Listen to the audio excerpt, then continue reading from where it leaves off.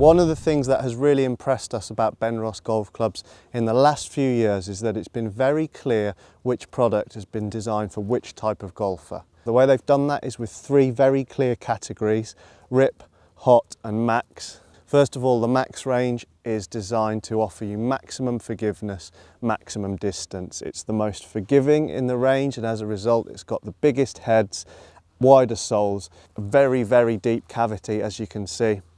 Changes for 2015 compared to the impressive 2014 model, and the introduction of glide rails in the sole. Because you have such a wide sole, sometimes, particularly if you're playing on firm lies, you can struggle with control and consistency. These glide rails are designed to aid both of those things, so I'm excited to see what that has to offer, combined with the deep cavity, lots of offset. It should be ultra forgiving, and if it's anything like previous models, it will definitely be a top performer. Next up in the range, you have the Hot Speed. Sits right in the middle of the family, so there's a little bit of offset. There's still a deep cavity, but the sole isn't anywhere near as wide as in the Max. There's a new impressive black finish, which I really like the look of. Early suggestions, it looks like it frames the ball really nicely. Really excited to give that one a try because it has appealed to a lot of different types of golfers in previous generations. Now, the huge changes in the range are in the Rip Speed. Visually, the head is much larger. Last year's was absolutely stunning, the Rip. It was very much designed for the better player, most probably single figure golfers, and particularly those who were confident ball strikers. It was a very compact head, thin top line. This is bound to have more of a broad appeal. Without hitting it already, you can see the head is much larger, the cavity is bigger, and what is most interesting, they have put a slot in the sole of the club. As we've seen from a number of brands, this is to help the face flex. It should offer you more distance and more forgiveness. Now, I'm looking forward to seeing these. I hope that the differences between all three of them are clear.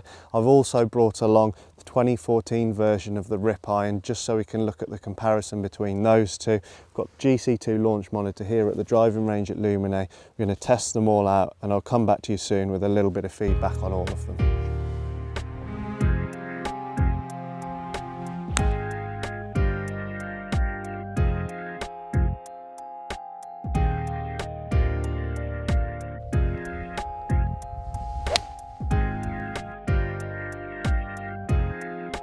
So I've spent a good hour here at the driving range at Luminae trying out the three new Benross irons, as well as the Rip Speed model from 2014, and very, very interesting indeed. What you could see when testing all of these was range balls is there's clear gaps between all three of the 6 irons. I'm going to talk about the Rip first because that to me is the most interesting product for this year. I don't think anyone would deny that the 2014 model was a stunning looking golf club.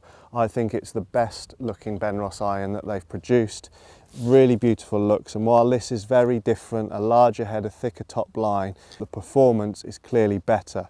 It was slightly longer than last year's and more on shots that I hit out of the middle, as you'll see on the numbers, but most importantly for me, it was more consistent. You'd see a big drop off in distance with the 2014 model when you missed the centre of the club. But misses with this model were far more consistent and much more similar to the shots that I hit out of the middle of the club.